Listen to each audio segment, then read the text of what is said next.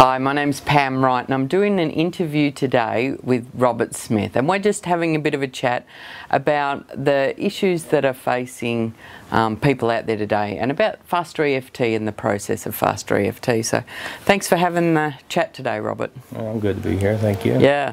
So my first question is about why is it that you think that FasterEFT as a process is so powerful?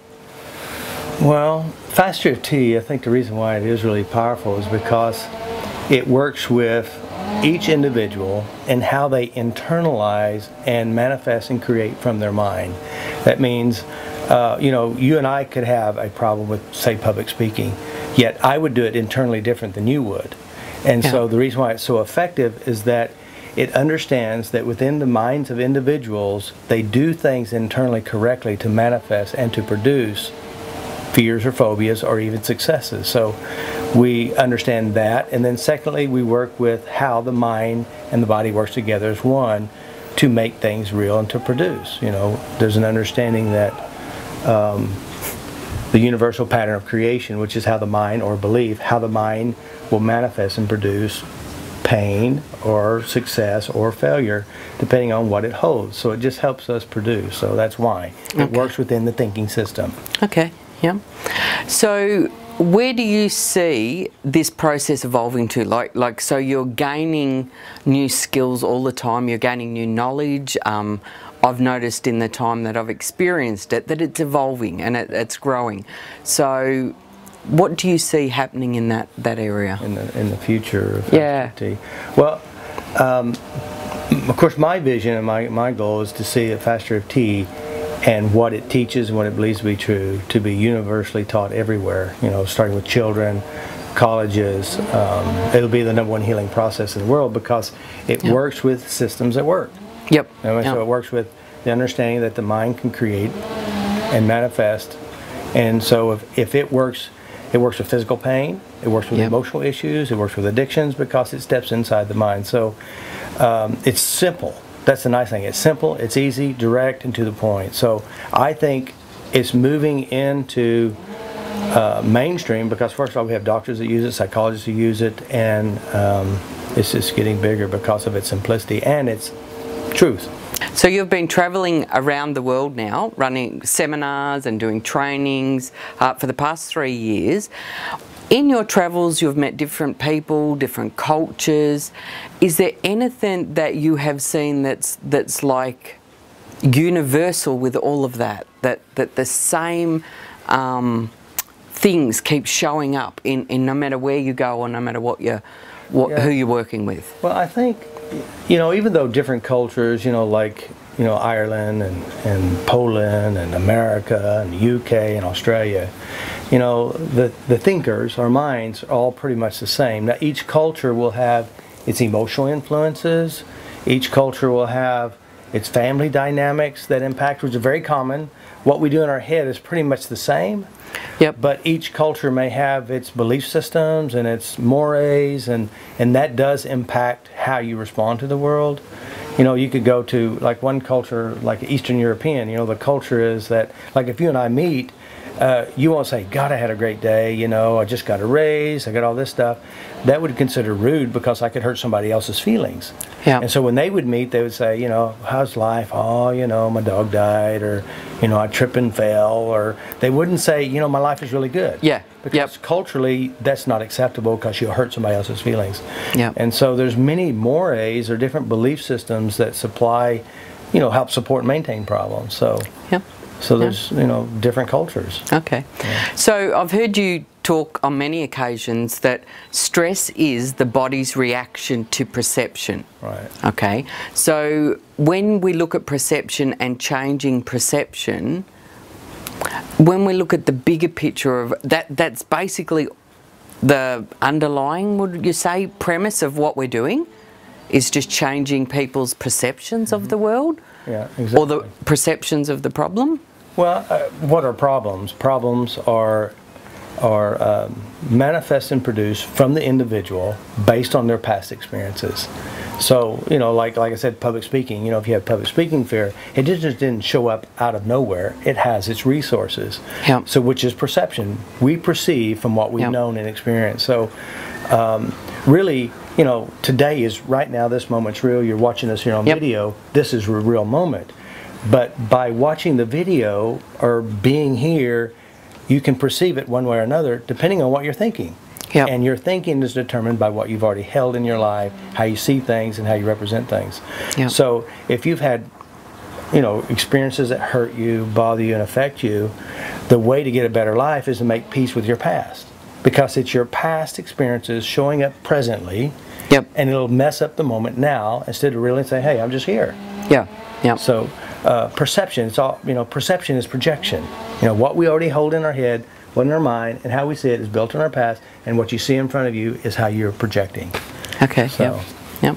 So when we're working with people, I know we've experienced that sometimes it can work really quick with some people, and other times it takes a longer process. Why is that? well, the reason is that it's kind of like, for example, driving skill. You and I, we've been driving for years. We just jump in the car and we drive. Yep. I mean, because we have years of experience. And you take another person who've got in the car and drove one time. For that person, if we were to change problems, see, problems are successes. So say, for example, you have panic attacks, fears or phobias, or something. And so for you, you may have 5,000 memories to support the problem. Yep. And then me, I may have 3 memories. Which one will take the less time? Yep. So Yep. inside of the mind of the individual is how they process information, Yep. and how they're ready to let it go, and how their unconscious mind holds it.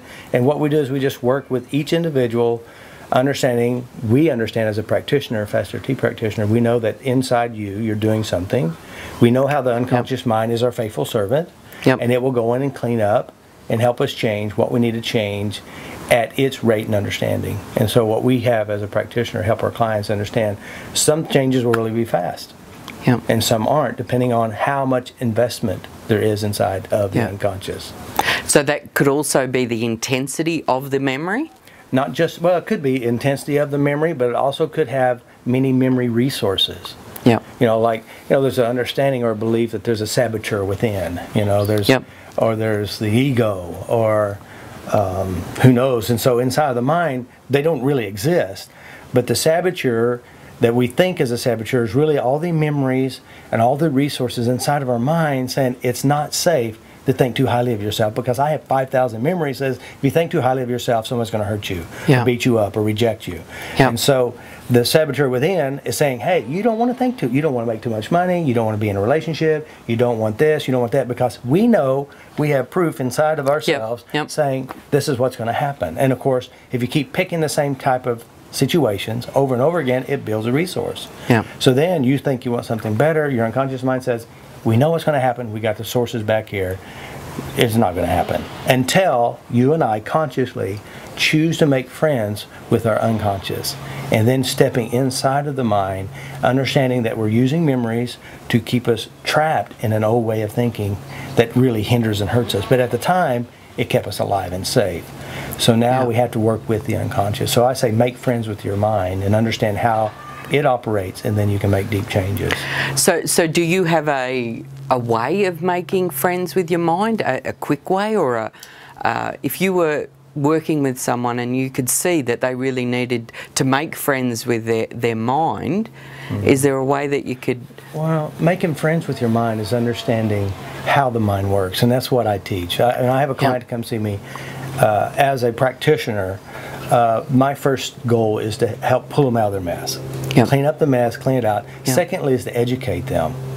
Educate them, show them this is what you're doing in your mind, you're thinking, and this is what you've always done, this is what you witness. So we have what we call the art of change. The art of change is a system in how we decode, understand, and how you successfully manifest a seemingly problem. All right, and then we go back and we start making friends with our unconscious. That means the memories we hold within us are helping us stay in alignment with what we didn't want, if it's bad memories. Same as good. Yep. So, but that's what, making friends with it is understanding how you think. Yeah. What you're doing inside yourself. And why it's happening. Yeah. Yep. Why, or just how. How? Okay. Not why. Why usually leads you down to a path. Yeah, the questions. Yeah. So what you said then is, what your comment was that it's the saboteur was because we feel unsafe. The unconscious feels unsafe. Well, that's not true. Let me explain. Okay. Here you are. You're a child. Yep. Now you're born in an environment. Yep. Now this environment has its influences. It could be a traumatic environment. It could be pain, hurt, anger, abuse, and so this child starts to absorb the world. That means it creates a model of how the world is. Yep. So if there's anger, abuse, rejections, abandonments, whatever it is, this child creates a model of the world. And so this model of the world, it grows up and it carries this thinking around. So for it, it's okay to date someone who's going to reject you and abandon you, or use you, or cheat on you, or to have a job that you never make enough money, or to always give when you shouldn't be giving. And so it's saying this is how life is, and we stay in alignment. It knows how to stay safe within the system. Yeah, so while that's happening, it feels safe. Yeah, but it's hurtful and harmful. Yep, but it feels safe. Yeah, so what we do is we have to make peace with the pains of the past. Yep. Transform the memories, flip the memories, which is re-imprint the memories, and change the memories into what you'd rather have happen. Yeah. Because see, you have to be a good family member then. Yeah. You had to survive that thinking system. And now here you are, you moved away from the home, and yet you're bringing this thinking system with you, and it's enslaving you, it's tormenting you. So what we want to do is make peace with that part of ourselves. Okay.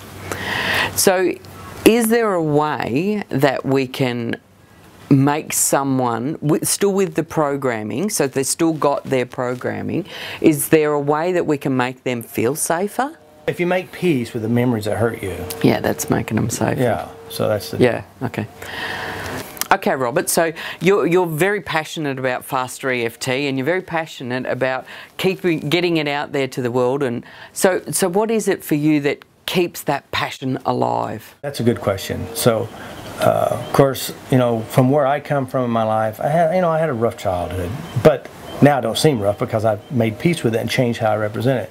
Yeah. So, why am I so passionate? Well, first of all, that I know that most of our problems come from our childhood, from our experiences. And as a child, I have memories of people actually giving to us, taking care of us, bringing us to Christmas parties, or buying us shoes, or bringing us food, you know. And so giving is another one part about it. But for me, you know, I remember when I was in massage school trying to figure out why tapping works, and Shelley goes, "Robert, what is it about you? You're just so passionate about this." I said, "How can you not be passionate about watching somebody's life change right in front of you? How can you not be, knowing that somebody else's life has changed?" Yeah. And of course, knowing pain and watching lives change is powerful. And that's the reason why it's like giving creates healing in myself, because, you know, I've healed, I've worked in so many things, and so for me, hearing the testimonials, seeing people change, knowing that, yeah, damn, I'm good. You know, that's it. You know, damn, I'm good. So you're making a difference, you mean by that? Yeah, because you can see it. You're leaving a mark in the world that this little boy, this little girl, who's now 40 years old or 50 years old, and they're making peace with that past. So that's really, it's a feel good and a knowing that because I know it. Yeah. And so when you know it, you want to, you know, it's like a gift. You know, it's like a gift from the God. You know.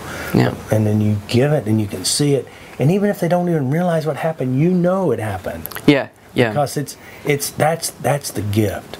And, you know, when you work with children and you see a child who's hurt, and then within not even a minute or two, they're laughing and bouncing around. I mean, where's that? I mean, how can you not be excited about something that's changing the world, you know? Because I see relationships change. People heal. Their bodies heal from pains that the doctors gave me paperwork. He gave, you know, the guy had pain, real pain, real pain.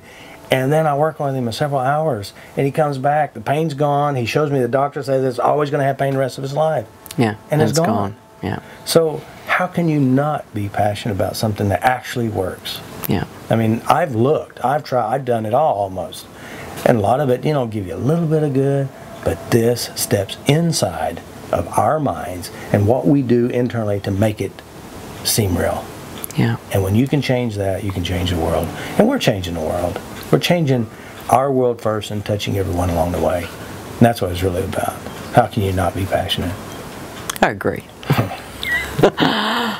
Okay, well, I'm happy to wrap it up there. That was wonderful. Wonderful. You happy with that? That's good. Yeah, no, I was. Yeah. I like seeing the real. Whatever. So we're done? We're done. I'm happy with that.